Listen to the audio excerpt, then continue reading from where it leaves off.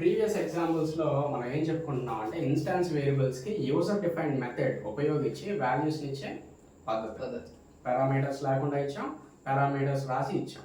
కానీ అక్కడ డ్రాబ్యాక్ ఏం ఫైండ్ అవుట్ చేసాం, మనం యూజర్ దగ్గర నుంచి వాల్యూస్ తీసుకున్నట్లయితే లెంత్ అనేది విపరీతంగా ఇంక్రీజ్ అవుతుంది. ఇప్పుడు ఏంటంటే మెథడ్ ఉంటుంది, యూజర్ దగ్గర నుంచి కూడా వాల్యూస్ని రీడ్ చేస్తాం, కానీ లెంత్ తగ్గుతుంది.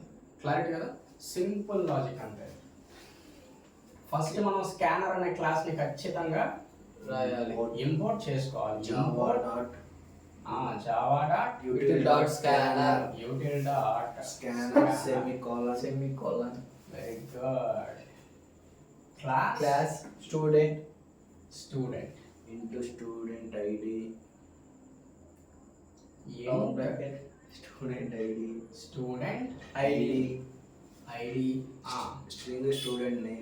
స్ట్రింగ్ స్టూడెంట్ నేమ్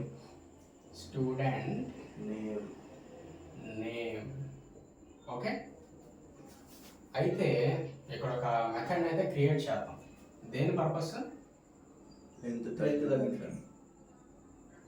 అలాగే యూజర్ దగ్గర నుంచి వాల్యూస్ని రీడ్ చేసుకోవాలి. సో నేను పారామీటర్స్ అయితే రాసుకోవట్లేదు, ఎందుకంటే పారామీటర్స్ రాసే పని అయితే ఇందాకే నేను రీడింగ్లో లెంత్ పెరుగుతుందని చెప్పేసాను. సో అందుకే నేను ఏం చేస్తాను, పారామీటర్స్ని తీసుకోవట్లేదు. ఇప్పుడు మనం ఫస్ట్ క్రియేట్ చేయాల్సిన ఆబ్జెక్ట్ ఎవరికంటే స్కానర్కి. స్కానర్కి అర్థమవుతుందా? అయితే స్కానర్ ఒక సెకండ్, ఇంకొక చిన్న పాయింట్ కూడా యాడ్ చేయాలా, అది ఎందుకు అనేది మీకు తర్వాత అర్థమవుతుంది. కొద్దిగా స్పేస్ ఇస్తాను, ఆ పాయింట్ తర్వాత రాస్తాను. ప్రస్తుతానికి నేను ఏం రాస్తానంటే వాయిడ్ అని రాసి వదిలేస్తాను. ఏం రాస్తున్నా? వాయిడ్ అని రాసి వదిలేస్తాను, ఇంకేం రాయట్లేదు. వాయిడ్ ఆ తర్వాత క్రియేట్. ఈ గ్యాప్ ఎందుకు ఇచ్చానో మళ్ళీ చెప్తా, అప్పుడు క్లియర్గా అర్థం అవుతుంది. ఫస్ట్ దేనికి ఆబ్జెక్ట్ క్రియేట్ చేసుకోవాలి? స్కానర్కి s is equal to new assigns to scanner system dot in system dot in అర్థమైందా? తర్వాత నేను స్టూడెంట్ ఆబ్జెక్ట్ కూడా క్రియేట్ చేస్తున్నాను. దేనికి?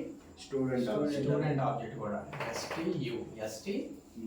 assigns to new student.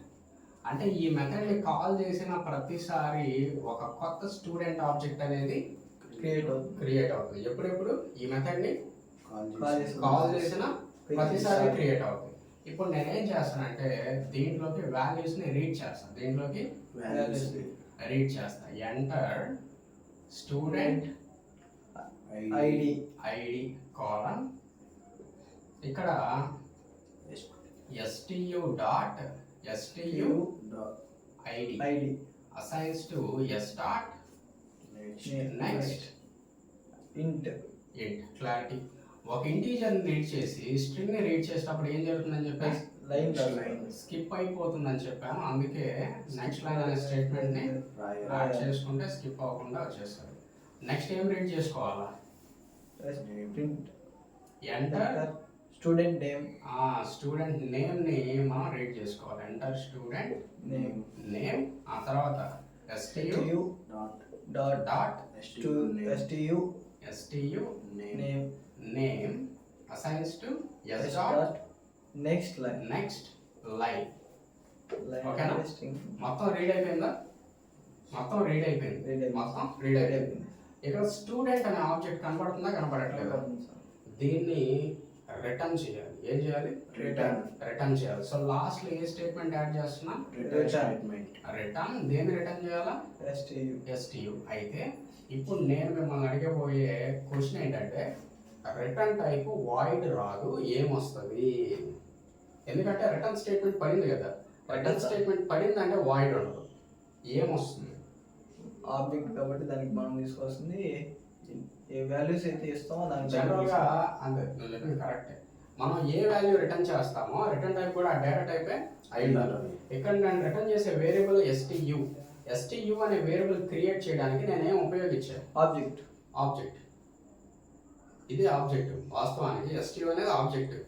A class కి సంబంధించిన object?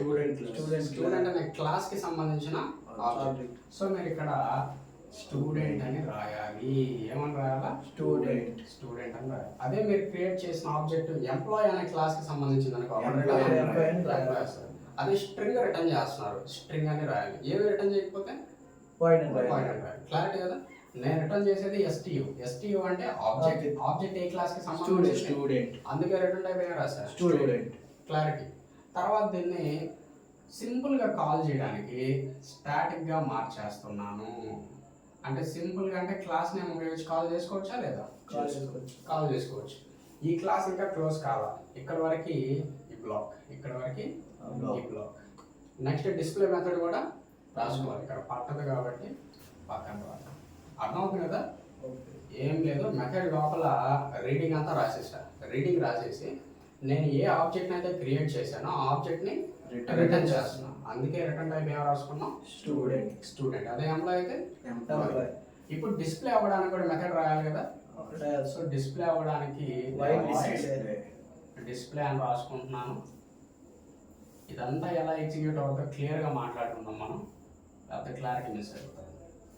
System dot out dot println STU ID plus STU name.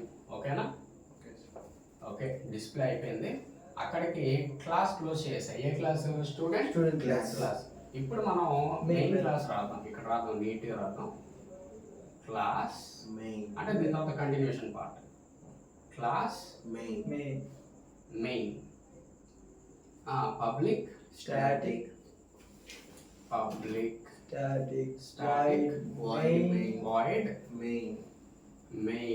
void main string array args.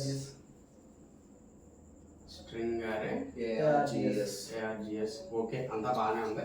ఇప్పుడు మనం ఏం క్రియేట్ చేయాలంటే స్టూడెంట్ కి ఒక ఆబ్జెక్ట్ క్రియేట్ చేయాలి. అయితే మీరు అబ్జర్వ్ చేసినట్లయితే స్టూడెంట్ ఆబ్జెక్ట్ ఇక్కడ క్రియేట్ అవుతుందా లేదా? ప్లస్ రిటర్న్ కూడా అవుతుంది. సో నేను ఏం చేస్తే సరిపోద్ది అంటే సింపుల్ గా ఈ మెథడ్ ని కాల్ చేస్తే చాలు. ఆ మెథడ్ ని కాల్ చేస్తే చాలు. ఈ మెథడ్ ని కాల్ చేయాలంటే ఇది ఇన్స్టాన్స్ స్టాటిక్ మెథడ్స్ ని ఎట్లా కాల్ చేయాలి? డైరెక్ట్ కాల్ చేసుకోవచ్చు. అది ఇప్పుడు సేమ్ క్లాస్ లో ఉన్నప్పుడు క్లాస్ నేమ్ ఉపయోగించాలి. స్టూడెంట్ డాట్ క్రియేట్ అన్నప్పుడు ఏం జరుగుతుందంటే ఈ మెథడ్ ఎగ్జిక్యూట్ అవ్వద్ది. ఇక్కడ ఏముంది? ఒక కొత్త ఆబ్జెక్ట్ క్రియేట్ అవ్వాలి. ఏం క్రియేట్ అవ్వాలి? కొత్త ఆబ్జెక్ట్ క్రియేట్ అవ్వాలి. సో నేను ఇక్కడ క్రియేట్ చేస్తున్నాను, కొత్త ఆబ్జెక్ట్ క్రియేట్ చేస్తున్నాను. అయితే దానికి ప్రెసెంట్ నేమ్ ఏముంది? ఇక్కడ STU అని ఉంది. ఓకే, బాగానే ఉంది. తర్వాత దీంట్లో ఏ వేరియబుల్స్ ఉన్నాయి? STU ID assigns to 0 default name, default ID, default name వచ్చేసి నల్లు. ఇన్స్టాన్స్ మెథడ్స్ ఉన్నాయా లేవా? ఎన్ని ఉన్నాయా? ఒకటే, ఒకటి స్టాటిక్. క్లారిటీ. ఇప్పుడు నేను ఐడి రీడ్ చేస్తాను. సో యూజర్ దగ్గర నుంచి 1 అని తీసుకొని నేమ్ వచ్చేసి భాస్కర్ అని ఇచ్చేస్తాను. లాస్ట్ స్టేట్మెంట్ నేను ఏమని రాశాను? Return STU. అక్కడికి మెథడ్ క్లోజ్ అయిందా అవ్వలేదా? క్లోజ్ అయిందా? నేను STUని బ్లాక్ లోపల క్రియేట్ చేశానా, బ్లాక్ అవుట్ సైడ్ క్రియేట్ చేస్తున్నాను? బ్లాక్ లోపలే కదా క్రియేట్ అయ్యింది. సో STUని లోకల్ వేరియబుల్ అంటాం, డెస్ట్రాయ్ అయిపోతుంది. STU డెస్ట్రాయ్ అయిపోతుంది. అందుకే ఇది రిటర్న్ అయింది కదా. రిటర్న్ అయిన వాల్యూ ఎక్కడికి వెళ్తుంది? మెథడ్ నుంచి రిటర్న్ అయితే మళ్ళీ క్రియేట్ చేస్తుంది. ఇప్పుడు పక్షులు ఉన్నాయి. సూర్యుడు ఉదయించినప్పుడు పోతాయి తిరిగేదాన్ని. ఆ ఊరు ఈ ఊరు గాలి తిరిగేసి సాయంత్రం సూర్యుడు అస్తమిస్తున్నాడు అనగా మళ్ళీ ఎక్కడికి వెళ్ళిపోతాయా? ఎక్కడి నుంచి అయితే ప్రయాణాన్ని మొదలు పెట్టాయో అక్కడికి. అదే విధంగా ఈ ప్రాసెస్ అంతా ఎగ్జిక్యూట్ అవ్వడానికి ఏ లైన్ ఈ మెథడ్ కాల్. సో ఈ ప్రాసెస్ అంతా ఎగ్జిక్యూట్ అవ్వడానికి రీజన్ ఎవరు? Method call. అందుకే దాని ద్వారా ఏదైతే మనకి రిటర్న్ చేయబడుతుందో ఎగ్జాక్ట్ గా వెళ్ళిపోద్ది, మెథడ్ కాల్ దగ్గరికి వెళ్ళిపోద్ది. మీరు దాన్ని ఏం చేయాలంటే అక్కడ స్టోర్ చేసి పెట్టుకోవాలి. So assignment S1. అయితే వేరియబుల్ కి డేటా టైప్ ఏం వస్తుంది అంటే మీరు రిటర్న్ చేసింది ఇంటీజర్ అయితే ఇక్కడ ఇంట్ అనే కీవర్డ్ రాసుకోవాలి. మీరు రిటర్న్ చేసింది స్ట్రింగ్ అయితే ఇక్కడ స్ట్రింగ్ అని రాసుకోవాలి. మీరు రిటర్న్ చేసింది స్టూడెంట్ కాబట్టి ఇక్కడ ఏమొస్తుంది? స్ట్రింగ్ స్టూడెంట్ కాబట్టి స్టూడెంట్ స్టూడెంట్ అని వస్తుంది. అర్థమైందా? ఒక స్టూడెంట్ ఆబ్జెక్ట్ క్రియేట్ అయింది. అదే విధంగా నేను మళ్ళీ కాల్ చేస్తా. ఇప్పుడు ఏం జరుగుతుందంటే ఇక్కడ S1 అసైన్స్ ఇచ్చారు కదా, ఇక్కడ STU ఎరేజ్ అయిపోతుంది నేమ్. ఎందుకని? అది లోకల్ వేరియబుల్ నేమ్ అని చెప్పి ఇందాకే బ్లాక్ లోపల క్రియేట్ అయింది కాబట్టి ఇక్కడ ఎగ్జిక్యూషన్ ఎప్పుడైతే కంప్లీట్ అయిపోతుందో STU అనే నేమ్ దానికి రెఫరెన్స్గా ఇంకా ఉండదు. మనకేమైపోతుంది? S1 వచ్చేస్తుంది. ఏమొస్తుంది? S1. అర్థమైందా?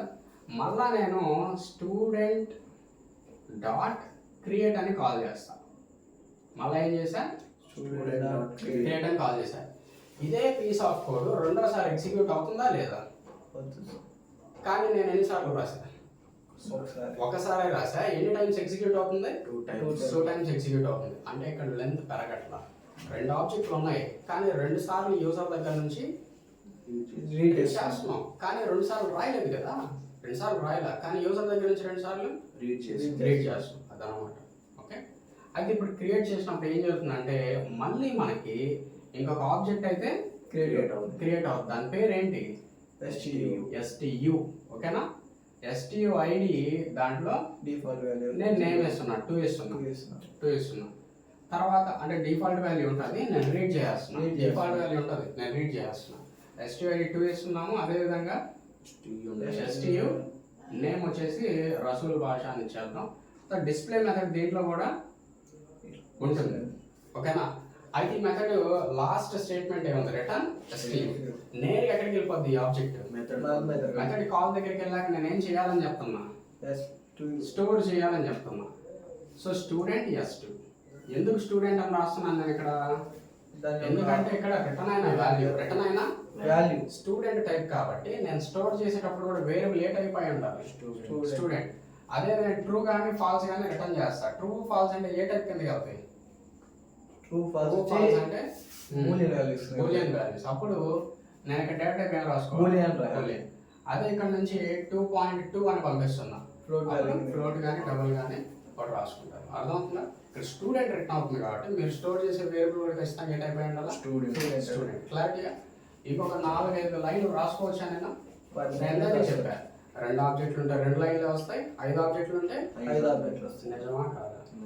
2 ఆబ్జెక్టులకి 2 స్టేట్మెంట్స్ వస్తే 5 ఆబ్జెక్టులు కూడా 10 ఆబ్జెక్టులకి. ఇక్కడ మెథడ్ ఉంది ప్లస్ యూజర్ దగ్గర నుంచి రీడింగ్ జరుగుతుంది. అర్థమవుతుందా? ఎక్కడ లెంత్ అనేది మనకి ఇంక్రీజ్ అవ్వదు. ఇప్పుడు ఎలా డిస్ప్లే చేయాలి? ఇప్పుడు ఈ వేరియబుల్ టెస్ట్ అయిపోతే అవదా? ఏమొస్తుంది దీనికి? S2. సో ఎలా డిస్ప్లే చేస్తారంటే S1 ఓకేనా? S1 dot display. STU అసలు వాడలేవు ఎందుకంటే అది వేరే బ్లాక్ లోపల క్రియేట్ అయిన వేరియబుల్. ఇంకొక మెథడ్లో వాడడానికి క్లాస్ బయట అసలు వాడలేవు. S2 dot display. క్లారిటీగా అలా మనకి వాల్యూస్ అన్ని స్క్రీన్ పైన కరెక్ట్గా డిస్ప్లే అయిపోతాయి. నెక్స్ట్ ఇక్కడ వచ్చేసి 2 Rasool Basha. Okay, so main method class close. Clarity ఏ పాయింట్? ఈ ఎగ్జాంపుల్స్ అన్ని మళ్ళీ మనం ఎక్కడ ఉపయోగించాలి? ఏ కాన్సెప్ట్లో? అరేస్ కాన్సెప్ట్లో ఆబ్జెక్ట్ అరేస్ అని వస్తుంది. అక్కడ మళ్ళీ ఎగ్జాంపుల్స్ అన్ని మనం టచ్ చేస్తాం. అయితే ఇవి ఇంతటితో ఎండ్ అయిపోయినాయి అంటే ఇంకా అవ్వలేదు. రేపు మళ్ళీ ఆబ్జెక్ట్స్ని ఎలా పాస్ చేయాలి, ఆబ్జెక్ట్స్ని రిటర్న్ చేశా. ఒక ఆబ్జెక్ట్ అయితే రిటర్న్ చేశా కానీ రేపు దీని మీద ఇంకా గ్రిప్ వచ్చేదానికి ఇంకో 2-3 ఎగ్జాంపుల్స్ చూడాలి. ఆబ్జెక్ట్స్ ఎలా పాస్ చేయాలి, వాటిలో ఉన్న డేటాని ఎలా అప్డేట్ చేయాలి, ఒకవేళ అప్డేట్ చేస్తే ఏం జరుగుతుంది, ఇవన్నీ రేపు చూడబోతున్నాం. ఏది క్లారిటీయా?